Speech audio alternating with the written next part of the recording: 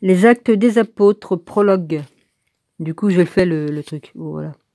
J'ai consacré mon premier livre à Théophile et à tout ce que Jésus a fait et enseigné depuis le commencement jusqu'au jour où, après avoir donné les instructions aux apôtres, il avait choisi sous l'action de l'Esprit Saint, il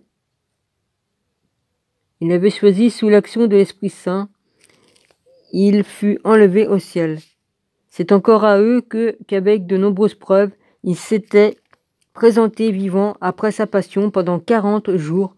Il leur était apparu et partageait avec eux. Attends. Il leur était apparu et partageait avec eux et les avait entretenus du royaume de Dieu. Voilà, je saute une ligne à chaque fois, moi. Alors, au cours d'un repas qu'il partageait avec eux, il leur enjoignit de ne pas s'éloigner de Jérusalem, mais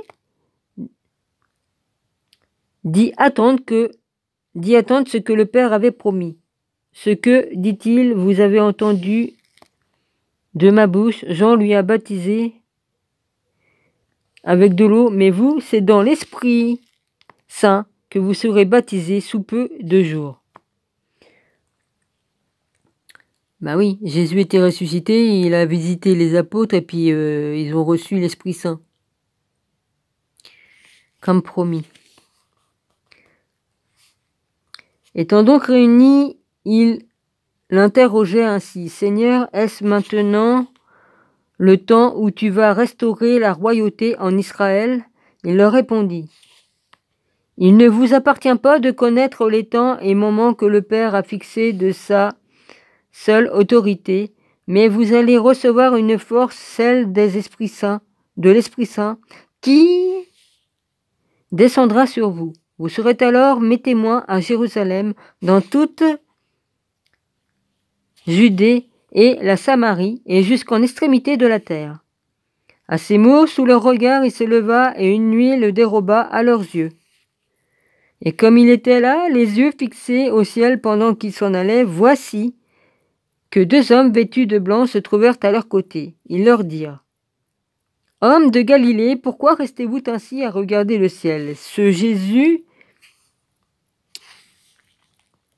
qui d'auprès de vous a été enlevé au ciel viendra comme cela de la même manière que vous l'avez vu s'en aller vers le ciel.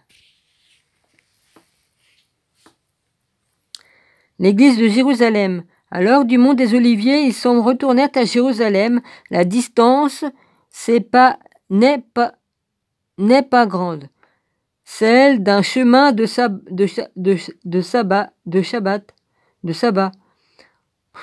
Je ne saurais jamais le prononcer. Ouais. Rentrés en ville, ils montèrent à la chambre haute. Ben voyons. Et on croit peut-être qu'on va m'arrêter de faire ce que j'ai à faire en me faisant du truc, hein? Franchement. Comme par hasard, hein? Oui, ça l'a déjà fait tout à l'heure, mais bon, ça va, c'est bon, quoi. Hein. Il se tenait habituellement. Alors, je reprends. Non, on est en train de me faire chier, là, c'est pas grave. C'est d'un chemin de Shabbat, rentrés en ville, ils montèrent à la chambre haute où ils se tenaient habituellement. C'était Pierre, Jean, Jacques, André, Philippe et Thomas, Barthélemy et Matthieu. Jacques,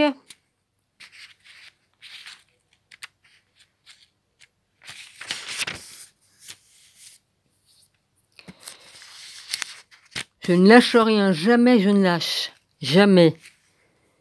Oh, je peux tomber, mais je me relève, hein. Ouais. Jamais je baisserai les bras. Et c'est pas parce qu'on me fait chier que je lâcherai. Je suis comme un pitbull, une fois que je mords, je lâche plus la proie. Ouais. Donc, je fais ce que j'ai à faire et je lâche pas l'affaire. C'est pas la peine qu'on me fasse chier à faire des trucs, là. Vas-y, à la con, là. Je reprends.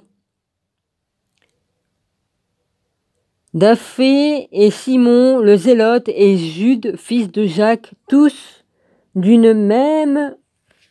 Alors là, il faut que j'écarte le livre. D'un même cœur. Étaient assidus à la prière avec quelques femmes, dont Marie, mère de Jésus, et avec ses frères. Le remplacement de Judas. Puis ça, je vais pas le faire parce que je viens de mettre la vidéo sur YouTube. Elle est en train d'uploader. Voilà. Alors. Il est où le truc là? Je vais reprendre, mais à partir de où, moi? Où c'est que j'étais arrêté, moi, comme je l'ai fait?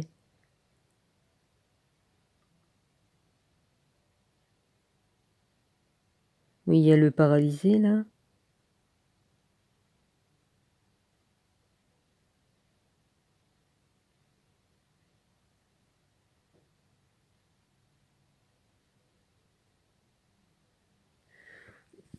Ouais, ça y est. Alors maintenant, je mets la suite.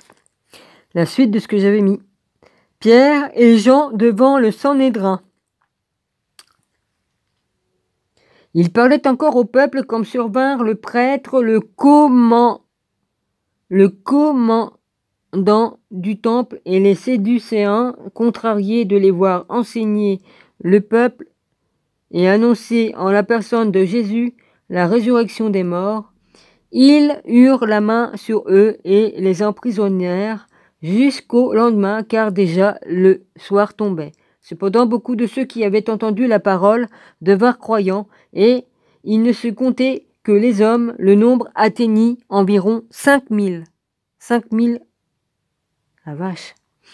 Le lendemain, le chef des Juifs, les anciens et les scribes se rassemblèrent à Jérusalem. Il y avait là Anne, le grand prêtre, Caïphe, Jonathan, Alexandre et tous les membres de famille pontificale. Ils firent comparaître les apôtres et ils se mirent à les questionner. Par quel pouvoir ou par quel nom avez-vous fait cela, vous autres?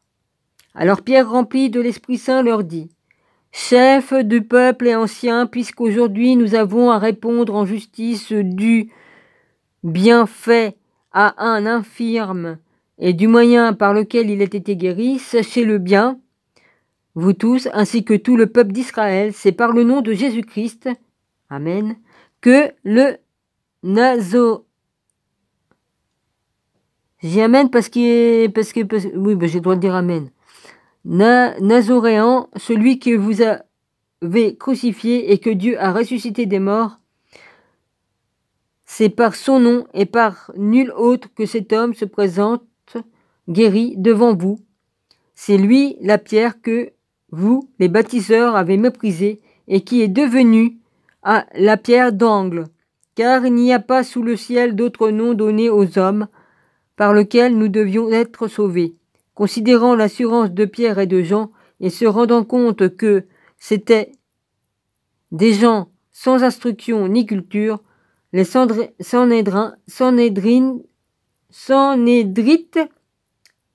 étaient dans l'étonnement. Qu'est-ce que je voulais dire? Merde, je voulais dire un truc, je me rappelle plus.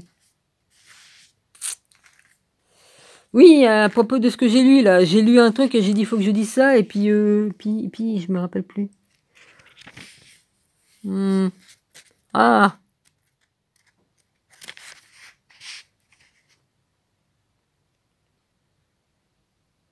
C'était à propos de quoi? Car il n'y a pas sous le ciel d'autre nom aux hommes sur lesquels nous devions être sauvés. Considérant l'assurance de Pierre et des gens, c'est un présent guéri devant.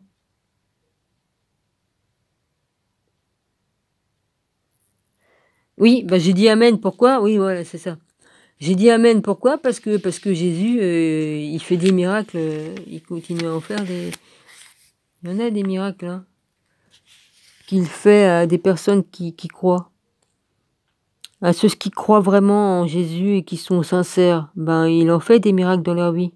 J'en suis une preuve vivante. Et je suis pas la seule. Il y en a plein sur la terre. Voilà ce que je voulais dire. Bon. Ah ouais, j'ai pas de dons, ouais, c'est sûr. Ouais. Ben si j'ai des dons, je suis né avec des dons. Et puis j'en ai reçu d'autres. Et puis j'ai des dons qui me viennent de mes vies antérieures. Donc voilà. Moi je parle à une personne, vas-y. Je dis pas de nom, non. Elle a pas de nom parce que elle n'existe pas, c'est une ombre de la nuit, c'est un fantôme. Ouais. Pour moi c'est un fantôme, voilà, c'est des mauvais esprits qui. Ah ouais, c'est un mauvais esprit, ça c'est sûr. Ouais. C'est un mauvais esprit parce que, dis donc, s'acharner comme elle s'acharne, ou qu'il s'acharne parce que bon. Ouais, c'est sûr. Je dis pas de nom, alors vas-y. Tu n'existes pas. Ils reconnaissaient bien en eux ceux qui étaient avec Jésus, et même tant ils voyaient debout auprès d'eux l'homme qui avait été guéri. Aussi, n'avait-il rien à répliquer. Ils les firent alors sortir de son nédrin, et ils se mirent à délibérer entre eux. Ils disaient: qu'allons-nous faire de ces gens-là? Qu'un signe notoire ait été opéré par eux, c'est trop clair pour tous les habitants de Jérusalem, et nous ne pouvons le nier. Mais pour que cela ne se répande pas davantage dans le peuple, empêchons-les par des menaces de parler désormais à qui que ce soit en ce moment-là. Comme d'hab, hein, on vient toujours faire chier les gens. Hein. Ah bah oui, ils aiment pas la vérité. Hein. Bah, je crois qu'il n'y a rien de nouveau sous le soleil. Hein. Aujourd'hui, vas-y. Hein. Et puis on est arrivé à un moment donné crucial aussi. Hein. On a la chance d'être ici et d'avoir la chance de rencontrer Jésus. À la vache. Et c'est une chance inestimable. Ouais.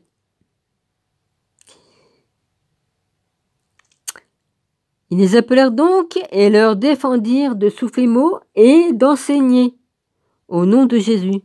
Ah bah oui. Bah aujourd'hui ils effacent tout de Jésus, hein. Ils effacent les églises, ils mettent le feu aux cathédrales. J'ai le droit de le dire ça? Oula. On sait plus ce qu'on a le droit de dire ou pas, hein. En plus ils mettent des lois qui changent tous les jours, hein. Un jour t'as pas le droit de mettre de masque, au début t'as pas le droit d'en mettre, et puis après, ouais, on est vraiment avec des clowns, hein. Ah, c'est des clowns qui nous prennent pour des cons. Ouais, ils nous prennent vraiment pour des cons. Excusez-moi, je me suis encore écarté du sujet. Bon, je reprends. J'en suis d'où? 13 minutes 22. Ils les rappelèrent donc et leur défendirent de souffler mot et enseigner au nom de Jésus. Mais Pierre et Jean de leur rétorquer: s'il est juste aux yeux de Dieu de vous obéir plutôt qu'à Dieu, à vous d'en juger, nous ne pouvons pas, quant à nous, ne pas publier ce que nous avons vu et entendu. Ah, cependant, après, ne voyons pas comme... Attends, j'ai sauté une ligne encore. Vu, entendu. Ok. Cependant, après des nouvelles menaces, ils les relâchèrent, et voyant pas comment les punir à cause du peuple, car tout le monde glorifiait Dieu de ce qui s'était passé, l'homme guéri miraculeusement avait en effet plus de 40 ans. Prière des apôtres dans la persécution. Ah oui, bah, je m'y connais, hein.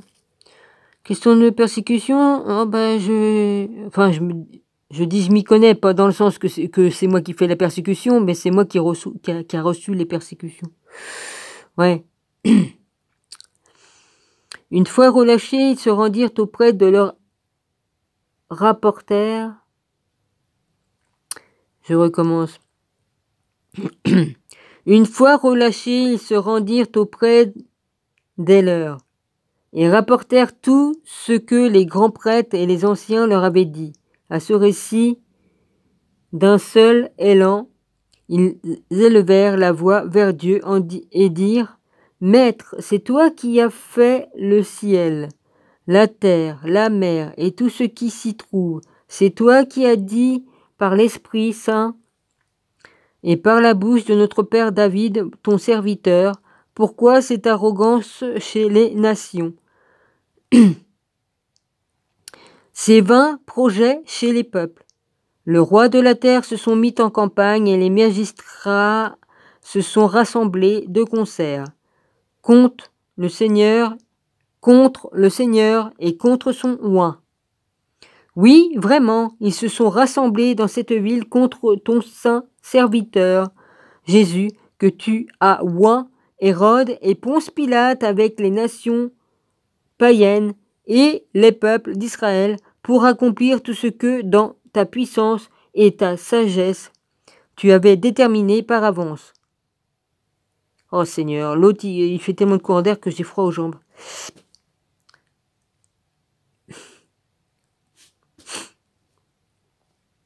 Question d'avoir faim et froid, ça je connais, hein. Ouais. Remarque, ça m'entraîne hein, pour la suite parce que ça va pas devenir du beau joli, hein. Non. C'est pour ça que je me suis entraîné à manger peu. Ouais. Bon. Alors, tu avais déterminé par avance. À présent, donc, Seigneur, considère leurs menaces et afin de permettre à tes serviteurs d'annoncer la parole en toute assurance, étends la main pour opérer des guérisons, signes et prodiges par le nom de ton saint serviteur Jésus. Tandis qu'ils priaient, l'endroit où ils se trouvaient réunis sembla tous furent alors remplis du Saint-Esprit et se mirent à annoncer la parole de Dieu avec assurance. La première communauté chrétienne. La multitude des croyants qui n'avaient qu'un cœur et qu'une âme, nul ne disait sien ce qui lui appartenait, mais entre eux tous étaient communs. Avec beaucoup de puissance, les apôtres rendaient témoignage à la résurrection du Seigneur Jésus, et ils jouissaient tous d'une grande faveur. Ainsi, parmi eux, nul n'était dans le besoin, car tous ceux qui possédaient des terres ou des maisons les vendaient, apportaient le prix de la vente et le déposaient aux pieds des apôtres. On distribuait alors à chacun suivant ses besoins. La générosité de Barnabé. Joseph, surnommé par les apôtres Barnabé, ce qui veut dire fils d'encouragement, lévite, originaire de Chypre, possédait un champ. Il le vendit, apporta l'argent et le déposa aux pieds des apôtres. La fraude d'Ananie et de Saphir. J'en suis d'où ? 18-26. Un certain Ananie, d'accord avec Saphir, sa femme, vendit une propriété. Il détourna une partie du prix et de connivence avec sa femme, et apportant le reste, il le déposa aux pieds des apôtres. Ananie lui dit alors, Pierre, pourquoi Satan a-t-il rempli ton cœur que tu mentes à l'Esprit Saint et détournes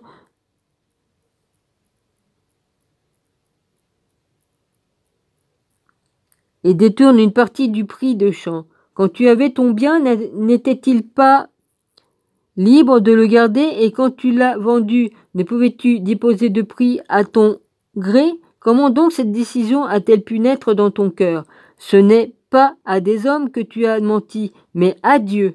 En entendant ces paroles, Ananie tomba et expira d'une grande crainte et s'empara alors de tous ceux qui la prirent. Les jeunes gens vinrent envelopper le corps et l'emportèrent pour l'enterrer. Au bout d'un intervalle d'environ 3 heures, sa femme, qui ne savait ce qui était arrivé, entra. Pierre l'interpella. « Dis-moi le champ que vous avez vendu, c'était tant ?» Elle dit « Oui, tant. » Alors Pierre, comment donc avez-vous pu vous concerner pour mettre l'Esprit du Seigneur à l'épreuve? Eh bien voici à la porte les pas de ceux qui ont enterré ton mari. Ils vont aussi l'emporter. À l'instant même, elle tomba à ses pieds et expira. Les jeunes gens qui entraient le trouvèrent morte. Ils l'emportèrent et l'enterrèrent auprès de son mari.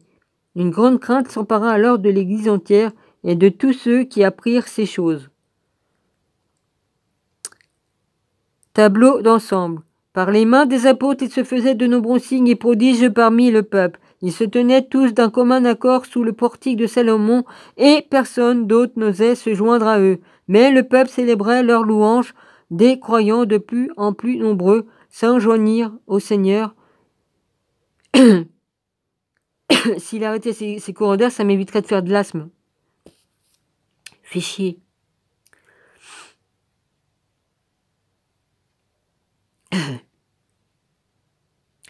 S'enjoignait au Seigneur une multitude d'hommes et de femmes, à tel point qu'on allait jusqu'à transporter les malades dans la rue et les déposer là sur des lits et des grabats, afin que tout au moins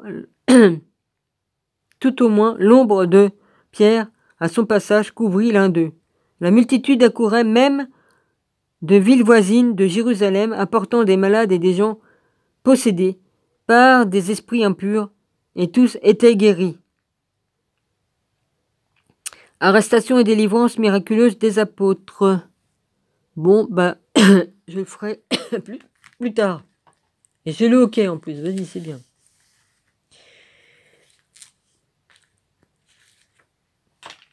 Je sais pas si on me fait chier avec quelque chose, mais voilà. Toi, comme tu auras fini tes courants d'air, nuit et jour, je commence à avoir plein de cul de me peler de cul. Hein. En plus, ça m'arrange pas mes varices. Hein. J'avais plus de varices, plus une seule. Depuis qu'il me fait ça, depuis des mois et des mois, mes jambes m'ont refait des varices. C'est obligé, froid chaud. Hein. Merci voisin. Hein. T'inquiète pas, bah, la spatule aussi, tu vas l'avoir celui-là. De toute façon, je crois que depuis que j'ai dit que j'étais croyante, bah moi je suis honnête, hein, vas-y. Hein. J'ai pas de honte de dire que je crois en Jésus. Hein. Bah lui, moi non, je crois pas. Bah tu crois, bah non, il croit pas, il a le droit de pas croire, mais bon, qu'il me fasse pas chier quoi. Ah mais de toute façon, tous ceux qui croient sont persécutés. Hein. En tout cas, ben j'arrête là parce que je vais fermer ma bouche, vaut mieux. Dominique, ferme-la. Allez. Ben je vous bénis tous, je vous embrasse tous, et puis voilà. Et je bénis aussi mes ennemis. Eh. Enfin, ennemis, j'en ai pas beaucoup. Hein. Enfin, tous ceux qui me cassent les couilles, quoi, qui me font chier. Enfin, c'est pas dans cette vie-là que j'en ai des testicules, c'était dans d'autres, 3 fois. J'étais un homme 3 fois dans des vies. Sinon, j'étais une femme plus souvent. Hein. Bon, ben voilà.